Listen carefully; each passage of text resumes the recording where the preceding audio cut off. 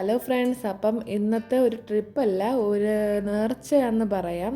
വിശുദ്ധ ദൈവസഹായം പിള്ളയുടെ പള്ളിയും പിന്നെ പ്രാർത്ഥിച്ച മലയൊക്കെ കാണാൻ വേണ്ടി പോവുകയാണ്. നമ്മൾ തമിഴ്നാടാണ് കേട്ടോ ഉള്ളത്. ഈ ഒരു ബസ്സിൻ്റെ പ്രത്യേകത എന്താണെന്ന് വെച്ച് കഴിഞ്ഞാൽ ഇതിൽ കയറുന്ന സ്ത്രീകൾക്ക് ടിക്കറ്റ് എടുക്കേണ്ട ആവശ്യമില്ല. ഫ്രീ ട്രാവലിംഗ് ആണ്, നമുക്ക് എവിടെ വേണമെങ്കിലും പോവാം. കേരളത്തിൽ ഇതേപോലെ ഒരു സിസ്റ്റങ്ങളൊക്കെ കൊണ്ടുവന്നിരുന്നെങ്കിൽ. നമ്മളിപ്പോൾ വിശുദ്ധൻ്റെ പള്ളിയിൽ ആദ്യമായിട്ട് രൂപീകരിച്ച പള്ളിയാണ് ഇവിടെയാണ് വിശുദ്ധൻ ജനിച്ചു വളർന്ന സ്ഥലം. നെട്ടലം എന്നാണ് ഈ സ്ഥലത്തിൻ്റെ പേര് വരുന്നത്. ഇവിടെയാണ് ആദ്യമായിട്ടും വിശുദ്ധൻ്റെ പേരിൽ പള്ളി രൂപീകരിച്ചതും. അങ്ങനെ നമ്മൾ പള്ളിയിൽ ചെന്ന് പ്രാർത്ഥിച്ചു. ഈ സ്റ്റെപ്പിനൊരു പ്രത്യേകത ഉണ്ട്. ഇത് തടി ഉപയോഗിച്ചാണ് ഈ ഒരു സ്റ്റെപ്പ് നിർമ്മിച്ചിരിക്കുന്നത്. പിന്നെ ഒരു കുരിശടിയാണ് കേട്ടോ, മാതാവിൻ്റെയും ഉണ്ണീശ്വരെയും ഒരു കുരിശടി. ഇത് തടി ഉപയോഗിച്ച് തന്നെയാണ് ആ രൂപക്കൂട് നിർമ്മിച്ചിരിക്കുന്നത്. അങ്ങനെ കുരിശടി ചെന്ന് പ്രാർത്ഥിച്ചതിന് ശേഷം അടുത്തുള്ള ഗാർഡനിലൊക്കെ ഒന്ന് നടന്നു. അവിടെ നമുക്ക് കാണാൻ രഹസ്യങ്ങൾ, അതായത് ജപമാല രഹസ്യങ്ങളൊക്കെ കൊണ്ട് അവിടെ അലങ്കരിച്ചിരിക്കുന്നത്.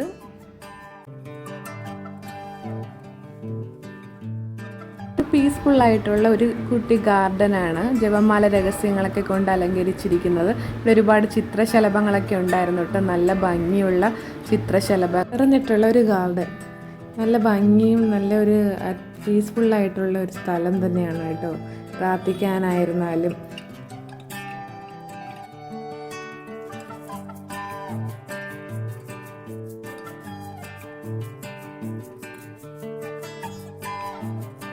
പള്ളിയിൽ പോയി പ്രാർത്ഥിച്ചതിന് ശേഷം പിന്നെ പോകുന്നത് വിശുദ്ധ ദൈവസഹായ പിള്ള ജനിച്ച് വളർന്ന തറവാട്ട് വീട്ടിലേക്കാണ്. പിന്നെ കുറച്ച് ഹിസ്റ്ററിയാണ്. അപ്പോൾ അതായത് ദൈവസഹായ പിള്ള എങ്ങനെയാണ് വിശുദ്ധനായി എന്നൊക്കെ ഉള്ളതിൻ്റെ കുറച്ച് കാര്യങ്ങളാണ് ഈ വീടുമായിട്ട് ബന്ധപ്പെട്ടുള്ളത്. ഈ വീട്ടിൻ്റെ സൈഡിൽ ഒരു മാലാഹ ഉണ്ടായിരുന്നു. ആ മാലാഹയ്ക്കൊരു പ്രത്യേകത, അതായത് നമ്മൾ ഗ്ലാസ് വെച്ച് കൊടുക്കുമ്പോഴേക്കും ആ മാലാഹ ഇങ്ങനെ ഗ്ലാസ്സിൽ കുറച്ച് വെള്ളം ഇങ്ങനെ ഒഴിച്ചു തരും. ഇത് കാണാൻ നല്ല രസമുണ്ടായിരുന്നു. കുറേ നേരം ഞാൻ നോക്കിയത് എങ്ങനെയാണ് സംഭവം വെള്ളം വരുന്നതെന്ന്. അപ്പോൾ എന്തോ എൻ്റെ മോട്ടറും കാര്യങ്ങളൊക്കെ തന്നെ എന്തൊക്കെയോ ഉണ്ട്.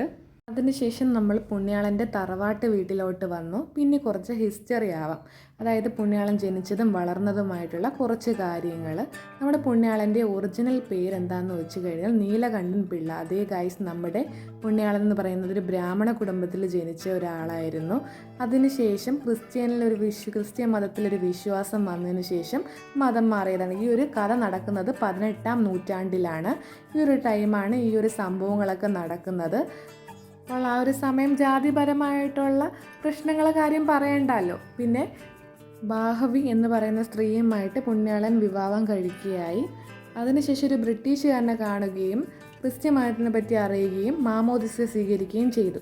ഇതൊക്കെ അറിഞ്ഞ രാജാവ് നീലകണ്ഠൻ പിള്ളയെ തൻ്റെ നിയമങ്ങൾ ലംഘിച്ച പേരിൽ ഒരുപാട് അടിക്കുകയും ക്രൂശിക്കുകയും പിന്നെ ജയിലിൽ അടയ്ക്കുകയും ഒക്കെ ചെയ്തു. അങ്ങനെ ആരും കാണാതെ മലമണ്ടയിൽ പോയി കർത്താവിനോട് മേൽ നിന്നും പ്രാർത്ഥിക്കുമായിരുന്നു. അതുകൊണ്ടാണ് ആ മലയെ പറ്റിയുള്ള കുറച്ച് കാര്യങ്ങൾ പറഞ്ഞത്. നമ്മൾ ആ മലയിലോട്ട് പോകുന്നുണ്ട്. അങ്ങനെ ഇത്രയാണ് ഈ ഒരു വീട്ടിൽ ആ ഒരു ചരിത്രമായിട്ട് പറയുന്നത്. പിന്നെ ഈ തറവാട് വീട്ടിൽ ഉപയോഗിച്ചിരുന്ന കുറച്ച് സാധനങ്ങളൊക്കെയാണ് ഇവിടെ വെച്ചിരിക്കുന്നത്. ഇപ്പോൾ ഒരുപാട് 18-ാം നൂറ്റാണ്ടിലൊക്കെ ഉപയോഗിച്ച സാധനങ്ങളാണ്. അപ്പോൾ അതിൻ്റെ അത്ര പഴക്കം ചേർന്ന കുറേ ഗ്ലാസ്സുകളും പിന്നെ പാത്രങ്ങളും വിളക്കുകളും പിന്നെ പണ്ട് ഉപയോഗിച്ചിരുന്ന കത്തികൾ, അങ്ങനെ കുപ്പി, അങ്ങനെ കുറച്ച് കാര്യങ്ങളൊക്കെ പുണ്യാളൻ ഉപയോഗിച്ച കുറച്ച് കാര്യങ്ങളൊക്കെ അവിടെ കാണിച്ചിട്ടുണ്ടായിരുന്നു. അടുത്ത് നമ്മൾ പോകുന്നത് കാറ്റാടി മലയിലാണ്. അവിടെ കുറച്ച് മിറാക്കിൾസും കാര്യങ്ങളും ഉണ്ട്. അപ്പോൾ അവിടെയാണ്, ആ മലയിലാണ് നമ്മുടെ വിശുദ്ധൻ മുട്ടിൽമേൽ നിന്നും പ്രാർത്ഥിച്ചത്.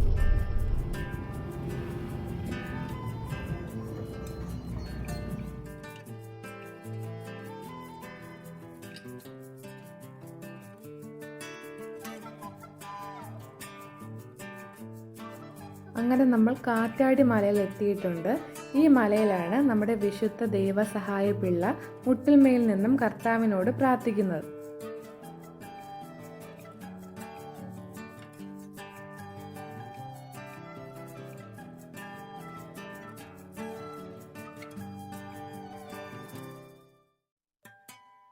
പള്ളിയിലൊക്കെ പോയി പ്രാർത്ഥിച്ചു, മെഴുകുതിരിയൊക്കെ കത്തിച്ചു.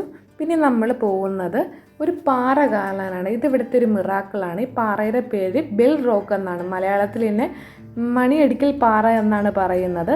ഈ ഒരു പാറയുടെ പ്രത്യേകത എന്താണെന്ന് വെച്ച് കഴിഞ്ഞാൽ, ഈ ഒരു പാറയിൽ മാത്രം അതിൽ കൊട്ടിക്കഴിഞ്ഞ മണി അടിക്കുന്ന ശബ്ദമാണ് കേൾക്കുന്നത്. അത് നിങ്ങളത് കാണുമ്പോൾ നിങ്ങൾക്കത് മനസ്സിലാവും. നമ്മൾ അതിൻ്റെ അടുത്തോട്ടാണ് പോകുന്നത്. അങ്ങനെ മല കയറി പകുതി എത്തി. ഭാഗ്യത്തിന് മഴയൊന്നുമില്ലായിരുന്നു, നല്ലൊരു ക്ലൈമറ്റ് ആയിരുന്നു. ഇവിടെ നിന്ന് താഴോട്ട് നോക്കുക, നല്ല വ്യൂസ് ആയിരുന്നു. അതായത് അപ്പുറത്തെ ഓപ്പോസിറ്റ് മലയും പിന്നെ വൃക്ഷങ്ങളും കാര്യങ്ങളൊക്കെ ഇങ്ങനെ നിൽക്കുന്നത് കാണാൻ നല്ല രസമായിരുന്നു.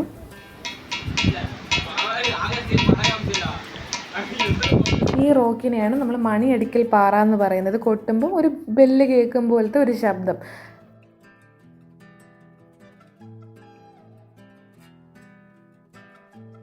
അങ്ങനെ നമ്മൾ മലയുടെ മണ്ടയിലോട്ട് നടന്നു. കുറച്ച് ദൂരം പോകുമ്പോഴേക്കും കർത്താവിൻ്റെ കുരിശിൻ്റെ വഴിയിലെ രൂപങ്ങളെല്ലാം കാണാം. ഓരോ രൂപങ്ങളും അതിമനോഹരമായിട്ട് വലിയതായിട്ട് നിർമ്മിച്ചിട്ടുണ്ട്. ഈ പാറയെ മുട്ടിടിക്കൽ പാറ എന്ന് പറയുന്നത്. നമ്മുടെ പുണ്യാളൻ ഇവിടെ മുട്ടുകുത്തി പ്രാർത്ഥിച്ച് തഴമ്പായ ഒരു സ്ഥലമാണിത്. ഇവിടെ വന്ന് നമുക്ക് അസുഖങ്ങളോ അലർജിയോ കാര്യങ്ങളൊക്കെ ഉണ്ടെങ്കിൽ ഇവിടെ വന്ന് പ്രാർത്ഥിച്ച് ഈ ഒരു എണ്ണ തൊട്ടിട്ട് കഴിഞ്ഞാൽ എല്ലാം മാറുമെന്നാണ് ഒരു വിശ്വാസം. ഈ സ്ഥലത്ത് വെച്ചാണ് നമ്മുടെ പുണ്യാളന് മരണം സംഭവിക്കുന്നത്. അതായത് ആ ഒരു ടൈമുള്ള രാജാവ് വെടിവെച്ച് കൊല്ലുന്നത്.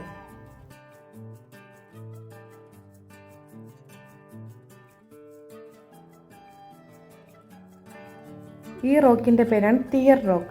കണ്ണീർ മല എന്നാണ് ഇവിടെ അറിയപ്പെടുന്നത്. ഇവിടെ വന്നാണ് നമ്മുടെ പുണ്യാളൻ കണ്ണീരൊഴുക്കി പ്രാർത്ഥിക്കുന്നതെന്നൊക്കെയാണ് പറയുന്നത്. അതുകൊണ്ടാണ് ഇവിടെ തിയർ റോക്ക് എന്ന് പറയുന്നത്.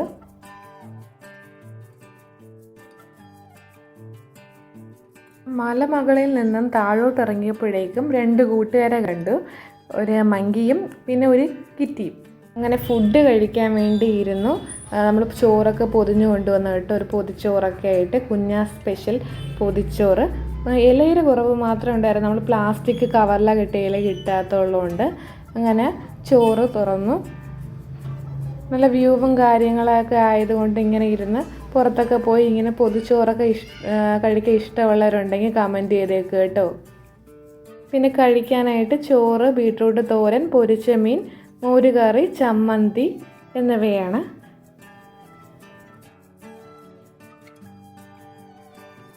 അങ്ങനെ നമ്മുടെ ഭക്തിയൊക്കെ കഴിഞ്ഞു ഗൈസ്. പിന്നെ ഒരു കറക്കം.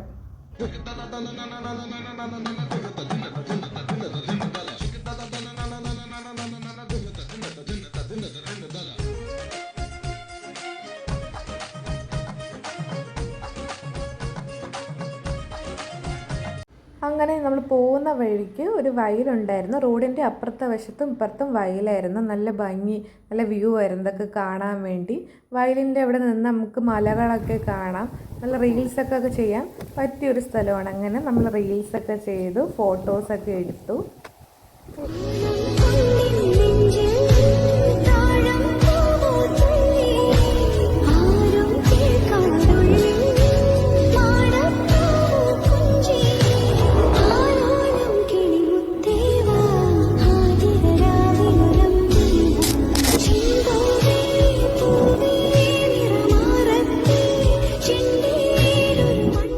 റീൽസൊക്കെ ചെയ്തതിന് ശേഷം പിന്നെ നമ്മൾ നേരെ പോയത് ബീച്ചിലേക്കാണ്.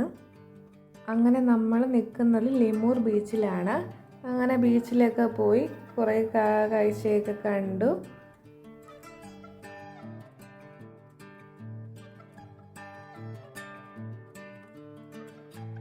അങ്ങനെ ബീച്ചിൽ സൺസെറ്റൊക്കെ കണ്ടു ഗൈസ്. ഇതാണ് കാറ്റാടി മരം. ഇത് ബീച്ചിൻ്റെ സൈഡിൽ വെച്ച കടൽ കയറത്തില്ല എന്നൊക്കെയാണ് പറയുന്നത്. കുറേ കുട്ടികളൊക്കെ പാർക്കിൽ കളിക്കുന്നുണ്ടായിരുന്നു. പിന്നെ ഒരുപാട് ഷോപ്പൊക്കെ ഉണ്ടായിരുന്നു, ടീയും കാര്യങ്ങളൊക്കെ കഴിക്കാനുള്ളത്. പിന്നെ നമ്മൾ ചോളം വാങ്ങാൻ വേണ്ടി ചോളത്തിൻ്റെ അടുത്തേക്ക് പോയി. അപ്പോൾ ചുട്ടത് വേണോ അവിച്ചത് വേണോ എന്ന് അയാൾ ചോദിച്ചു. അപ്പം അതിൻ്റെ തർക്കം. ചുട്ടതാണോ നല്ലത് അവിച്ചതാണോ നല്ലത്? ചുട്ടത് കുത്തിയിടും, അവിച്ചത്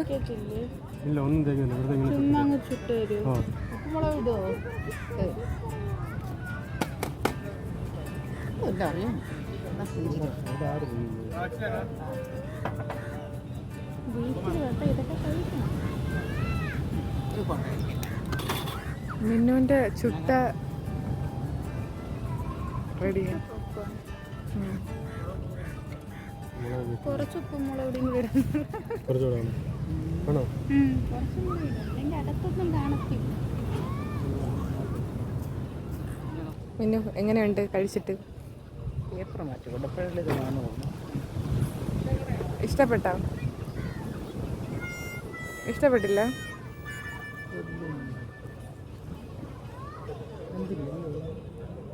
അടി കഴിച്ചിട്ട് പോകാറടി.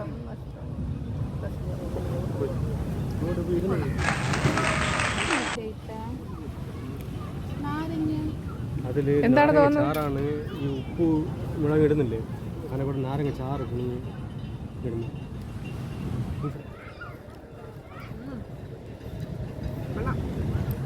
പിന്നെ ബീച്ചൊക്കെ കണ്ട് തിരിച്ചു പോകുന്ന വഴിക്ക് ഒരുപാട് അരളിപ്പൂക്കളൊക്കെ ഉണ്ടായിരുന്നു. പിന്നെ മണപ്പിച്ച് നോക്കിയപ്പോഴാണ് പിന്നെ പഴയൊരു ന്യൂസിനെ പറ്റി ഓർമ്മ വന്നത്. പിന്നെ അത് കഴിച്ച് മരിക്കേണ്ടെന്ന് വിചാരിച്ചു നേരെ നടന്നു. എന്തിനാണ് ബാക്ക് കാണിച്ച് നടക്കുന്നതെന്ന് എനിക്ക് മനസ്സിലാവുന്നില്ല. പിന്നെ ഒരു കോൺ ഐസ്ക്രീം വാങ്ങിച്ചു. പിന്നെ അത് വണ്ടി വെച്ച് കഴിച്ചു. അങ്ങനെ നമ്മുടെ കറക്കമൊക്കെ കഴിഞ്ഞ് തിരിച്ച് വീട്ടിലോട്ട് പോകുന്ന വഴിക്ക് ഒരു പള്ളി കണ്ടായിരുന്നു. പള്ളിയിൽ പെരുന്നാളായതുകൊണ്ട് ലൈറ്റും കാര്യങ്ങളൊക്കെ ഇട്ട് നല്ല രീതിയിൽ അലങ്കരിച്ചിട്ടുണ്ടായിരുന്നു. അത് ചുറ്റും ഒരുപാട് കടകളും പലഹാര കടകളൊക്കെ ഉണ്ടായിരുന്നു. അങ്ങനെ ഓരോ കാഴ്ചകളൊക്കെ കണ്ട് ഇങ്ങനെ പോകുന്ന വഴിക്ക് ഒരു നിലാവിനെയും കണ്ടു. നല്ല രസമായിരുന്നു. ഫുൾ മൂൺ ഇങ്ങനെ നമ്മൾ കൂടെ ഈ നൈറ്റ് റൈഡൊക്കെ പോകുന്ന സമയത്ത് ഇതേപോലെ ഓരോ കാഴ്ചകളൊക്കെ കണ്ടുപോയി എനിക്ക് ഒരുപാട് ഇഷ്ടമാണ്. അപ്പോൾ ഇത്രേ ഉള്ളൂ ഗൈസ് നമ്മുടെ ഇന്നത്തെ ഒരു വീഡിയോ എന്ന് പറഞ്ഞാൽ. വീഡിയോ ഇഷ്ടപ്പെട്ടിട്ടുണ്ടെങ്കിൽ ലൈക്ക് ചെയ്യുക, സപ്പോർട്ട് ചെയ്യുക, നമ്മുടെ ചാനലൊന്ന് സബ്സ്ക്രൈബ് ചെയ്തേക്കുക. അടുത്ത വീഡിയോയുമായി വീണ്ടും വരുന്നത് വരെ എല്ലാവർക്കും ബൈ ബൈ.